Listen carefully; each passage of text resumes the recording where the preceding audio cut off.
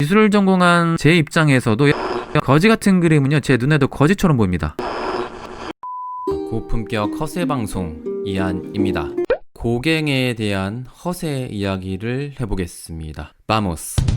1848년도에 그 혁명이 있었어요. 프랑스에서. 고갱의 집안이 자유주의, 사회주의 활동가 집안이거든요. 근데 이때 추방을 당했습니다. 이 가족이 그 페루로 가는 도중에 아버지가 배에서 사망하는 그 불운을 겪었죠. 그래서 어린 시절에 외가 쪽이 페루였거든요. 좀 힘들게 살았어요. 그래서 7살 무렵에 파리로 다시 돌아왔죠. 이 아버지는 자유주의 언론인이었고요. 할머니는 굉장히 유명한 사회주의 활동가 트리스탕이라는 분입니다. 근데 나중에 고갱이 할지 생각하면 좀 반전이죠. 가족들하고 다르게. 그래서 집안이 그렇게 잘 사는 편이 아니어서 좀 고생을 많이 했거든요. 17살에 배에 타요. 선원 생활하면서 3년 동안 고생을 하고, 일단 후기 인상주의, 아니면 탈인상주의로 많이 표현하는 것 같아요. 어쨌든. 그리고 원시주의, 클로아조니즘, 그리고 종합주의를 대표한 화가고요. 나중에 나비파에도 영향을 줬던 1871년도에 증권회사에 취업을 했습니다. 그리고 2년 뒤에 덴마크의 여인 가트라는 여인과 결혼까지 하죠. 이 아내는 페미니스트로 알려져 있습니다. 나중에 고갱이 어떤 놈이 될지 정말 모르고 결혼했겠죠. 굉장히 잘 살았습니다. 이때만 해도. 잘 나갈 때 1년의 수익이요 3만 프랑인데 지금 기준 따지면요 억대 연봉이라고 보시면 돼요. 10년 동안 근무를 했는데 경제적 여유가 되니까 주말마다 그림을 좋아하니까 취미로 그림을 배웠습니다. 그림도 샀어요. 인상주의를 대표하는 거장 피사로 그림을 사면서 피사로와도 친해집니다. 어떻게 보면 또 영향도 받고 간접적인 스승이면서 또 친구기도 했던 거죠. 고갱에게 위기가 찾아옵니다. 82년도 증권 시장이 완전히 무너져요. 그래서 회사를 그만두게 됩니다. 이때부터 과감하게 전업 화가로 전향을 하는데 부인이 엄청 반대를 했어요. 화가 가지고 어떻게 먹고 사냐고. 역시 말대로 먹고 살기 엄청 힘들어지죠. 그래서 집안이 기울다 보니까 11년간의 중산층 그 결혼 생활은 깨지죠. 그래서 고갱의 아마추어 시절 그림을 보면 이런 짜잘한 터치, 친했던 피사로 인상주의 화가의 느낌이 나죠. 피사로 좋아하시는 분들 피사로 특유의 짜잘한 터치 이거 뭔지 아시죠? 피사로 그림이라고 해도 믿을 거예요 아마. 난 개인적으로 시슬레 터치가 더 좋은데. 그림을 늦게 시작하다 보니까 기본기가 탄탄한 편은 아니에요. 다른 소묘 보면 못 그렸습니다 솔직히. 근데 현대미술로 이제 들어서게 되는 시점이잖아요. 20세기 초에. 오히려 이때는 이제 잘 그린 것보다는요, 못 그리는 게 오히려 장점이 되는 시대로 점점 변해가고 있을 때죠. 고갱에게 좋은 기회가 이제 찾아왔습니다. 8회 인상주의 전시회인데, 전시회 역시 피사로 친구 덕분에 참여시켜 준 거예요. 어디 아마추어 화가가 낄 때가 솔직히 아니죠. 끼워줬더니 그림 한 점 팔았어요. 고갱은 성공할 거라 좀 생각했나봐요. 전업 화가 할 정도니까 나 이제 성공하겠지. 피사로도 나 괜찮다고 밀어줬는데. 근데 이 전시의 주인공은 따로 있었습니다. 누구냐면 한창 파리에서 그 잘 나가는 핫한 스타 바로 신이 인상주의의 그 조르즈 쉐라라는 전묘도 기법으로 아주 유명하죠. 분할주의라고 하는데 이 화가가 대박이 난 거예요. 그러니까 엄청 분노를 하죠. 열등감이에요 완전히. 화풀이를 전시에 주선한 피사로한테 합니다. 그래서 이때부터 인상주의, 특히 신인상주의의 이런 전묘도 기법 같은 걸 경멸하게 되죠. 아마추어 화가 전시 끼워준 게 어딘데 화풀이를 피사로한테 하니 인성 나오죠? 파리에 있다가 브리타뉴 지방에서 한동안 활동을 해요. 초반을 보면 아직도 인상주의 풍에서 머물러 있다는 것을 알 수가 있습니다. 이제 피사로 향기가 나죠. 드가의 영향도 받았어요. 친구가 라발이에요. 나중에 해외여행 같이 갑니다. 정물화를 보면 이 터치도 그렇고 세잔 매니아도 많으시잖아요. 정물 그릴 때는 세잔 느낌과 상당히 비슷합니다. 이제 이거는 나중에 타이티 섬 갔을 때도 세잔의 정물 향기가 나요. 그래서 이것저것 좀 많이 나쁘게만 따라한 거고 영향을 많이 받는 거죠. 브르타뉴 지방에 있을 때 클로아 조니즘이라는 양식을 받아들입니다. 나중에 고갱 것처럼 막 행동을 해요. 솔직히 말하면 베르나르 작품이 원조라고 보시면 돼요. 클로아 조니즘의 원조라고 볼 수 있는 에밀 베르나르 혹은 뭐 버나드라고도 하는데, 자, 이 친구의 작품이에요. 그래서 말 자체가요, 구글 번역하면요 칠보주의라고 나옵니다. 그러니까 중세의 공예 칠보 기법과 비슷한 거예요. 윤곽선을 두툼하게 바르고 평면적으로 색채를 알록달록하게 입히는 기법이에요. 쉽게 말하면 칠보 기법이라고 말하면 편할 텐데 왜 굳이 어려운 이런 말을 써가지고 헷갈리게 하는지. 왜냐하면 이 구획주의란 말을 간혹 쓰거든요. 거의 쓰지 않습니다. 근데 이게 구획이란 말, 뭔가 나눈다는 느낌이 들잖아요. 그래서 분할주의라는 말이랑도 같이 써요. 근데 이 엄연히 분할주의라는 말은요, 쉐레 같은 신의 인상주의 화가들이 쓰는 전묘기법을 말해요. 근데 떤 논문을 보니까요, 분할주의라고 소개를 해놔요. 클로아 존 이즘을 가지고. 그 말을 되게 어렵게 해놨죠. 어쨌든 이런 스테인드 글라스 혹은 칠보 기법처럼 색채를 평면적으로 나누는 이런 기법을 클로아 존이즘이라고 합니다. 그 원조 에밀 버나드가 몇 년 뒤에 또 발전을 해서 이렇게 그립니다. 이 여인들의 그 패션이 왜 다 비슷하냐 하면요, 당시에 브리타뉴 지방의 여성들은요 다 이런 옷을 입고 다녔습니다. 굉장히 디자인적으로 정리가 되어 있는 그림으로 발전했죠. 브리타뉴 지방에서 베르나르 이 화가와 앙크탱이라는 친구가 만든 기법이라고 볼 수가 있어요. 버나드는 복잡한 형태의 대상을 단순화해야 된다고 이야기를 했죠. 거의 현대 디자인에 가까운 주장을 한 거입니다. 나중에 고갱이 이 그림을 따라서 다른 그림을 그리거든요. 에밀 버나드의 그림은요, 어쨌든 색채를 조금 창의적으로 이쁘게 바꾸긴 했으나 새로운 상상을 해서 그린 건 없습니다. 대상 자체는. 이게 나중에 고갱 그림과의 차이점이죠. 이게 바로 고갱이 그린 건데, 설교 후에 환영이란 제목이에요. 당시에 이 목사가 설교를 한 뒤에 기도를 하다가 이 여인들이 상상한 그 모습을 여기다가 그린 거거든요. 여기서는 구약 성서에 야곱과 천사가 싸우는 이 장면을 상상을 한 거고, 이 소는 당시 이 지방이 켈트족 지방이거든요. 이 조상들이 이 소를 바치는 그런 문화가 있었습니다. 이 전통적인 문화와 지금 상상의 모습을 같이 조합을 했는데 이게 바로 칠보 기법이죠. 스탠드 글라스. 에밀 버나드의 기법을 아주 잘 응용을 한 사례라고 볼 수가 있습니다. 종합주의란 말을 많이 하거든요.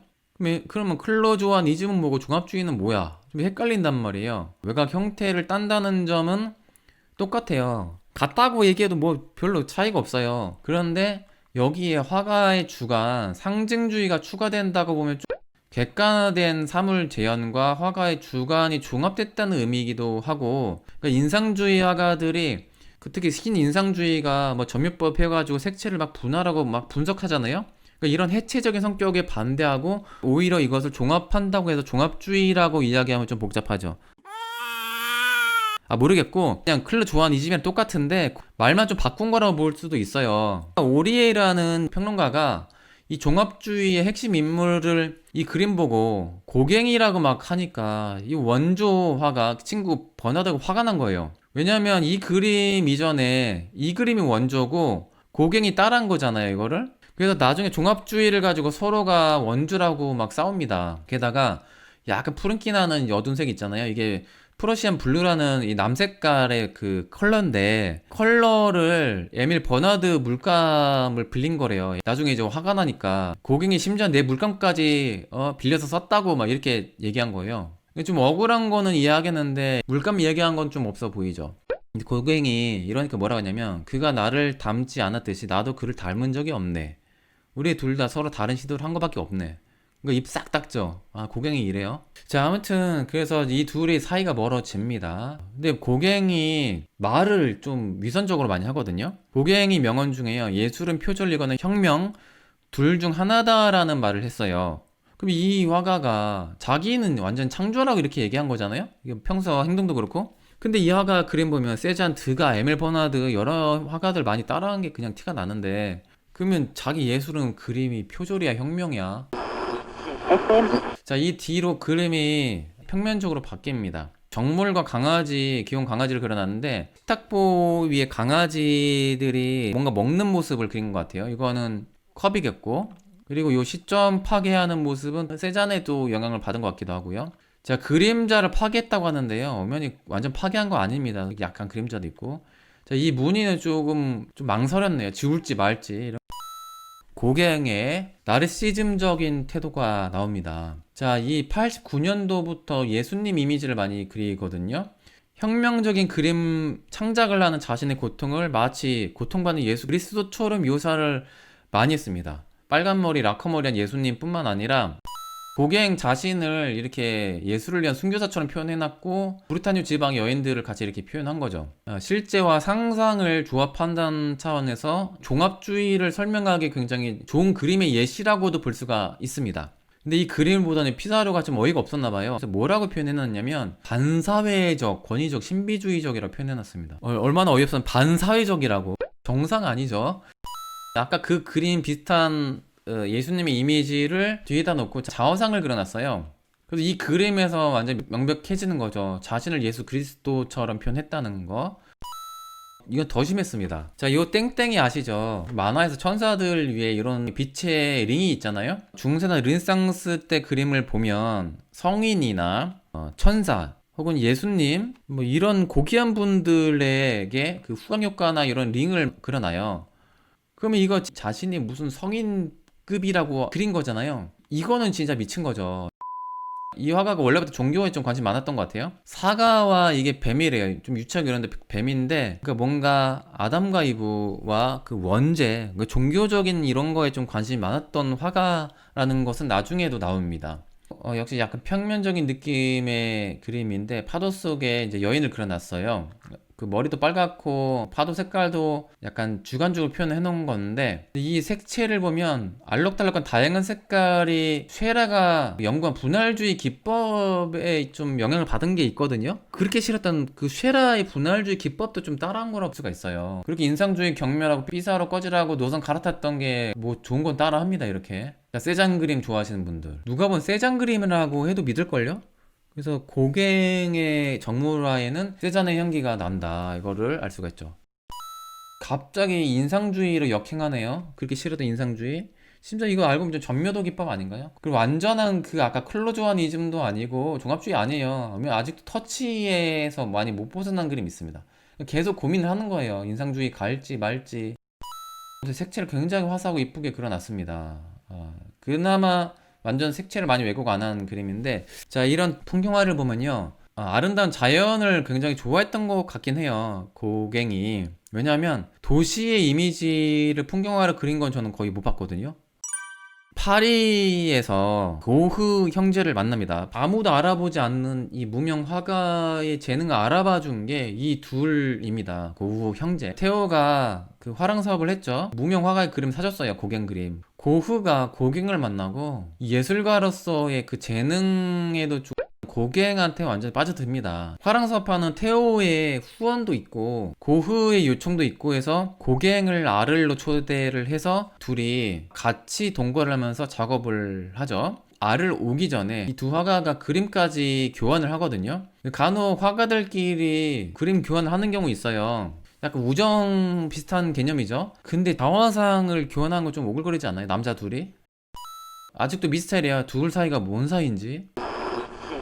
둘의 사이가 결정적으로 멀어지게 된 계기가 이 그림이죠. 고갱이 그린 고흐인데 해바라기를 많이 그리잖아요. 참고로 해바라기 시리즈 그린 것도 고갱이 자기 집으로 온다는 들뜬 마음이 기뻐서 고갱을 위해서 그려준 시리즈 그림입니다. 일단 시점을 내리깐 것도 있고 약간 눈풀린 바보 멍청이처럼 그려놨다고 해서 그래서 고흐가 화가 났다고 알려져 있는데 게다가 해바라기도 시들어져 있잖아요. 이게 굉장히 기분 나쁘게 보였나 봐요. 고흐 입장에서는. 제가 이전에 이 그림 이해를 못했어요. 캔버스는 어디 갔을까? 근데 알고 보니까 이게 캔버스예요. 캔버스가 여기 있다면 고흐는 뒤에 멀리 떨어져 있어서 측면에서 캔버스에다 그림을 그려야 되는데 지금 이 그림의 방향으로 봤을 때는 해바라기 바로 앞에서 해바라기 앞에 물감을 칠하는 것 같잖아요. 제가 좀 헷갈렸던 거예요. 이 뭐 하는 건가? 왜 해바라기를 칠하고 있지? 해바라기를 그냥 색칠하고 있네? 근데 그게 아니라 고갱의 기본기가 없잖아요. 그림 늦게 배우고 어떻게 보면 그 시점에 대한 그런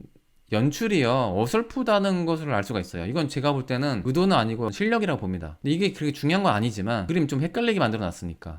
해바라기에다 색칠한 거는 아무리 고흐가 황시증 있다고 해도 정신 나간 거잖아요. 그래서 더 열받았나? 정신병자라 생각해서?